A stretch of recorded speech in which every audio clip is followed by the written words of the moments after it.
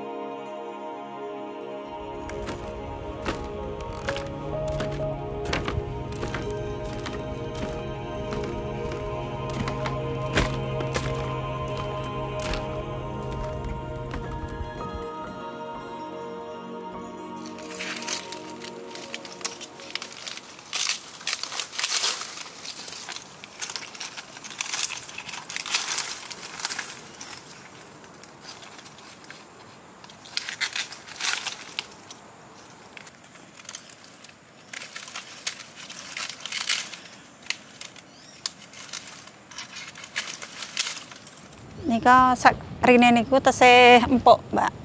Menawi siang sampun atos gampil ngenani tangan.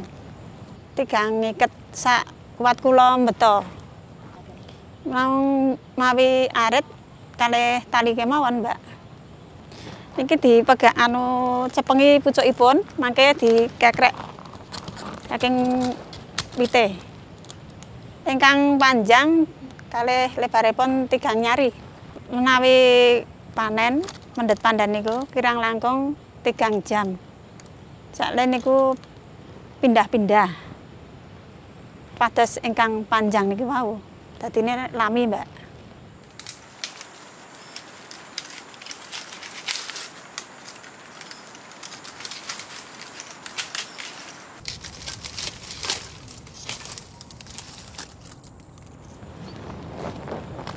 Iki rada ciut-ciut sian. Sik rada panjang-panjang.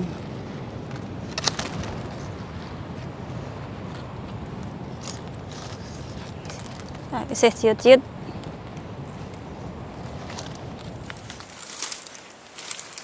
Tambah sak iket neh.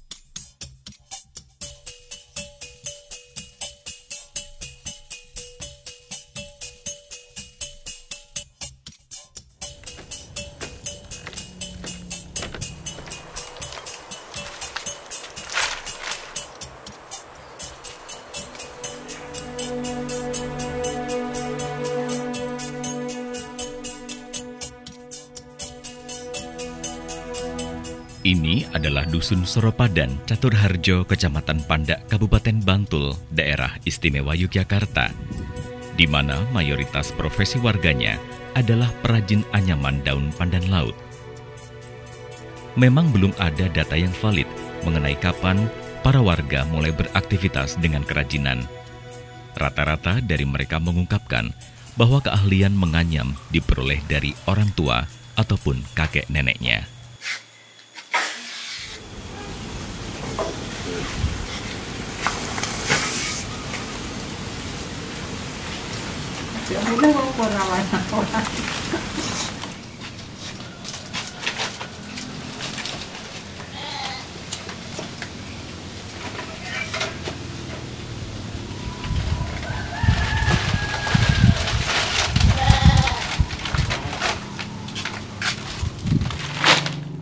rapor? Atau oke aja untuk pesanan oke. Alhamdulillah. Oke, ini. Haru benar.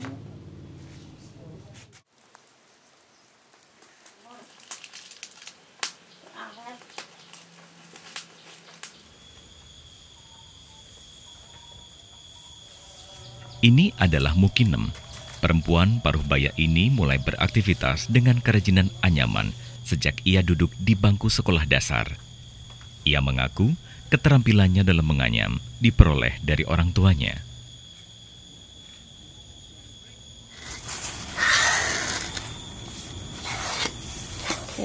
Kawet anet Mas.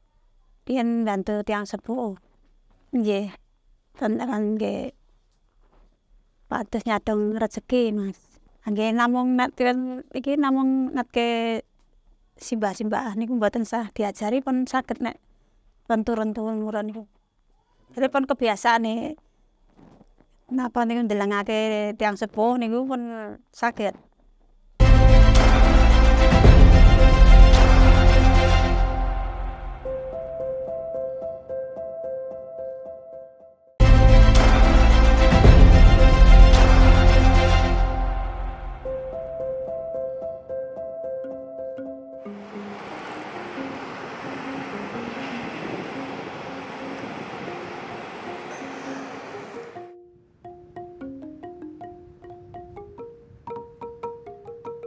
Ini adalah pandan duri atau yang biasa disebut dengan pandan laut. Adalah jenis tumbuhan anggota suku Pandaniaceae. Pandan duri ini biasa tumbuh di tepian pantai atau pesisir maupun di tepian sungai. Tumbuhan ini mampu beradaptasi dengan berbagai tanah yang ada di pesisir, termasuk di dalamnya jenis tanah pasir, gambut, dan kapur. Sehingga tumbuhan ini bisa beradaptasi terhadap kadar garam yang tinggi dan tahan terhadap hembusan angin yang kencang. Sese pau pendet saking pantai wau dadi griya mulai langirine. Terus di langitani, terus dibelai, dipotong, dipapaki, terus dibelai cilik-cilik niku. Terus diiketi, terus digodhog niku kanane sing antun sampun kuning-kuning nika lagi diangkat. Terus di kum sewengi enjinge di pepe wae nika. Di pepe kalih dinten paling nggih saged garing. Kajenge awet Mas mboten tukul jamur. Tak putih niku rata. Dadi mboten bentang-bentang tapi putih rata. Awet.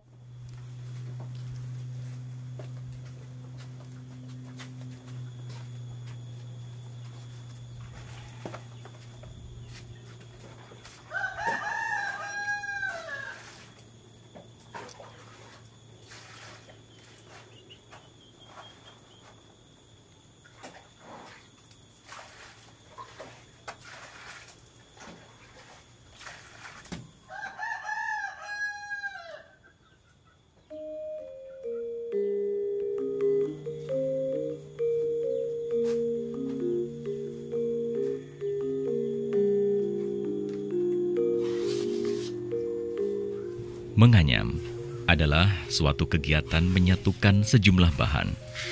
Sekilas proses ini terlihat mudah. Ya, mudah memang.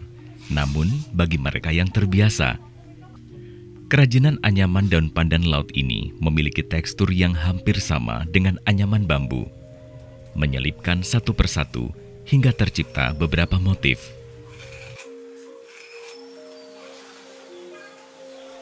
Kitiran niku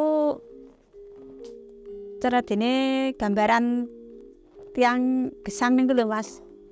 Nggih ngalami susah, nggih nganti sabar esuk suwe-suwe nggih nglakonin sukses. Kitiran kan kenal ketiup niku.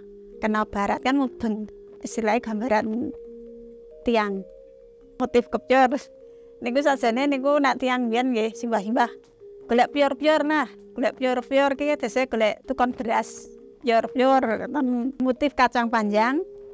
Ini saged lestari anyaman pandan panjang terus.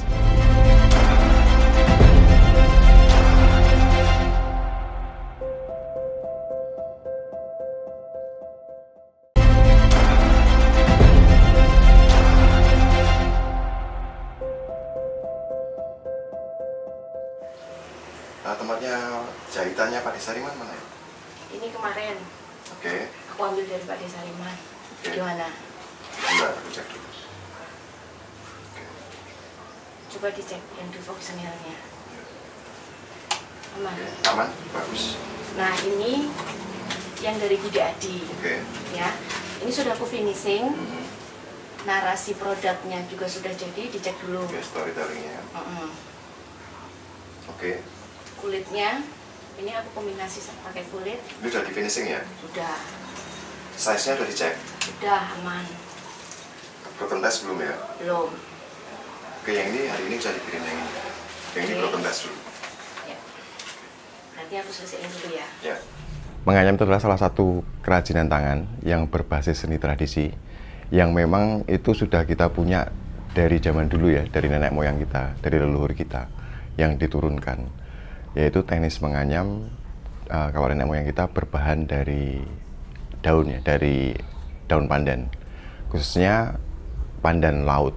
Nah, meskipun menganyam sebenarnya tidak hanya pandan ya, kalau menganyam, kalau kita bicara konteks menganyam itu ada pandan, ada bambu, ada rotan. Nah, cuman yang kami concernkan atau kami fokuskan yaitu anyaman daun pandan laut. Kalau kita bicara tentang sirkulasi atau line produksi ya, bisa dikatakan line produksinya, itu sebenarnya tidak hanya awalnya itu bukan dari pengrajin ya, tapi lebih pada ke petani. Jadi dari petani jalan ke penganyam. Nah, selesai penganyam itu nanti akan didistribusikan ke desa-desa untuk dibentuk menjadi sebuah produk yang sudah kita desain sedemikian rupa. Dan sistem produksi itu kami sebut dengan social craft working, atau yang kalau bahasa Indonesia kita sering sebutnya padat karya, dengan harapan semakin banyak yang terlibat akan semakin banyak yang bekerja dan akan semakin banyak juga yang sejahtera. Pembuatan anyaman pandan ini membutuhkan waktu yang cukup panjang. Ya memang belum bisa dipersingkat, sama itu 1 minggu 1 lembar, tidak bisa 1 hari 1 lembar karena memang prosesnya panjang. Nah, dari proses yang panjang itu, ketika diapresiasikan menjadi sebuah benda, sebuah produk, itu masih belum apa ya, apresiasinya terus nek wong Jawa ngomong ora cucuk.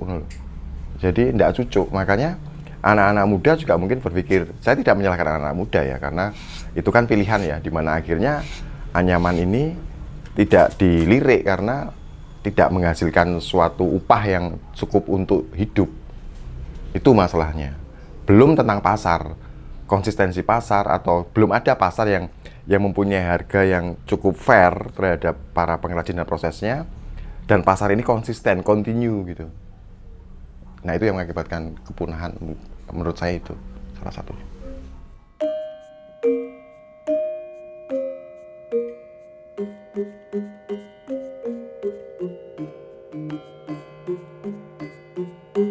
Produk adalah hasil akhir dari sebuah proses yang tidaklah mudah. Konservasi terhadap bahan baku adalah kunci keberlangsungan untuk tetap terjaga. Mereka kemarin sudah membuat dan membawa contoh ini, sampel, dan kita sudah merespon dengan beberapa pilihan produk. Nah, ini pilihan produk yang mereka akan pilih ya. Nah, mungkin salah satunya ini yang mereka pilih. Nanti tinggal kita menunggu dari mereka. Mereka akan ada kain sendiri, kain batik sendiri, dan akan kita padu-padankan dengan pandan. Konsep pemasaran produk kerajinan ya, ini sebenarnya gampang-gampang susah, Pak. Tetapi kita tetap mencoba membuat konsep pemasaran yang kekinian. Dalam artian kita juga tidak menutup kemungkinan bahwa saat ini, sekarang ini kan pemasaran yang kekinian itu adalah yang dekat dengan media sosial, dengan marketplace. Nah, kami juga sudah menyiapkan itu. Tetapi tetap konsep pemasaran yang kami siapkan itu tetap berbasis pada seni tradisi. Dan kami mengedepankan juga setiap produk itu punya narasi, punya storytelling. Sehingga ketika orang membeli produk itu, dia tahu betul bahwa dia membeli produk itu dia punya value. Produk itu punya value. Dan kita menerapkan konsep pemasaran itu ke semua produk kita yang ada di sini. Memang tidak mudah, tapi itu terus kita coba. Awareness-nya, jadi kesadaran bahwa terutama untuk anak-anak muda nih, anak-anak muda sekarang, bahwa sebenarnya yang keren itu ya bukan yang bermerek ya, bukan yang branded, tetapi yang keren itu adalah produknya lokal, bahan bakunya lokal, punya kita sendiri, dan itu adalah produk dari anak bangsa sendiri. Itu yang keren. Nah, selain mengubah selain awareness juga sebenarnya mengubah pola pikir ya, mindset bahwa anak-anak muda sekarang itu mereka lebih seneng yang instan begitu ya. Nah, kita mencoba menawarkan sesuatu yang berbeda nih, sesuatu yang lain daripada yang lain dengan produk-produk kerajinan ini. Harapannya adalah ya tadi aspek yang kita ingin capai adalah kesadaran tadi bahwa sesuatu yang keren itu belum tentu yang branded loh. Sesuatu yang keren itu ya yang milik kita, produk kita sendiri, hasil karya anak bangsa kita sendiri. Sangat tepat ya. Jadi kami memang bergerak di sini juga ya memang ini bisnis, ada bisnis ya. Tetapi sebenarnya bisnis yang tidak semata bisnis, karena di situ banyak sekali terkaitan dengan seni tradisi, budaya, dan di situ saya juga bicara untuk pelestariannya. Nah, cuman memang kondisinya sekarang ini kami masih belum menemukan sebuah pasar yang secara kontinu itu bisa menjadi pasar untuk barang-barang seni tradisi ini bisa diapresiasi lebih baik. Memang untuk anyaman daun pandan laut ya, seni tradisi ini, terutama di DIY ya, kita konteksnya di DIY dulu, kita bicara di DIY, memang pada tahap yang cukup memprihatinkan ya. Jadi kami sudah tidak mendapatkan lagi untuk regenerasi. Jadi kami tidak menemukan lagi anak-anak muda menganyam. Sudah, itu menjadi kegelisahan kami bahwa seni tradisi anyaman daun pandan ini memang harus kita urus dengan serius supaya bisa mendapatkan regenerasi baru sehingga anyaman daun pandan ini tidak punah gitu. Jadi lebih pada ke regenerasi ya Mbak ya. Regenerasinya tidak ada.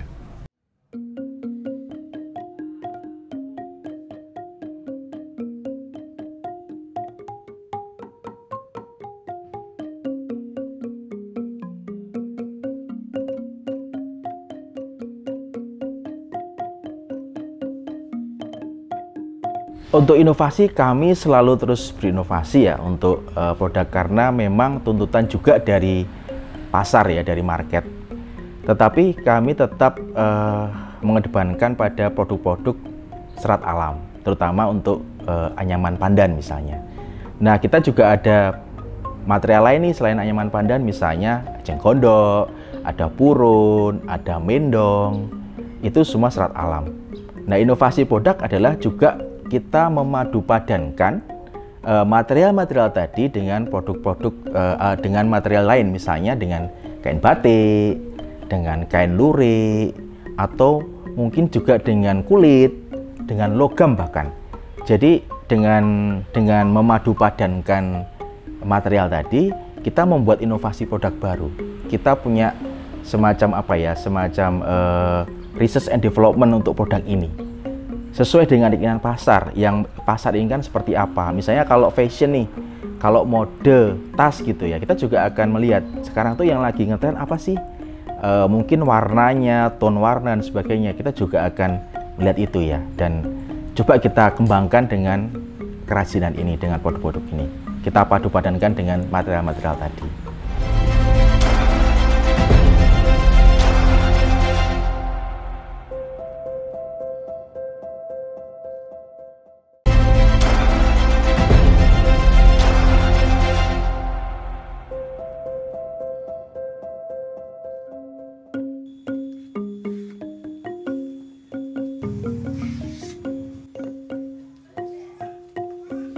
Karya seni adalah identitas. Karya seni adalah sebuah perjalanan meniti sejarah. Pun begitu dengan seni menganyam, seni yang juga merupakan sebuah tradisi, bukan semata menghasilkan sebuah produk. Banyak filosofi dan harapan yang terjalin. Ya gini sakniki anu Mas. Mboten kathah nek tiyang namiku. Soalnya nih mboten Klaten. Nglestarekake anyaman iki mboten punah. Harapan kula saged bantu tiyang kiwa tengah iki saged nyambut damel. Oke, poinnya saya punya harapan ini tidak punah, itu dulu. Nah, turunan dari tidak punah itu yang sangat luas dan semua harus terlibat karena ini menyangkut jati diri bangsa, menyangkut seni tradisi bangsa. Kenapa tidak ada regenerasi? Karena memang apresiasinya untuk para pelaku itu rendah. Nah, makanya kami sekarang mencoba untuk membuat merekonstruksi ulang, termasuk berapa upah yang harus diberikan kepada para penganyam. Nah, itu menyangkut kuat untuk kesejahteraan ya. Jadi memang kami sedang melakukan rekonstruksi untuk tujuannya adalah supaya para penganyam ini mendapatkan kesejahteraan yang lebih baik. Lari-lari niku nang sakniki boten purun nganyam. Kados kula nggih nglestarake niki. Kados kula. Nah, boten saged pundi-pundi ra nggih boten saged kisah-kisah dek namo gaweane ketemu meken iki. Tetap nganyam ngeten iki nek mboten nggih amo mangke malah tulis makin. Nggih boten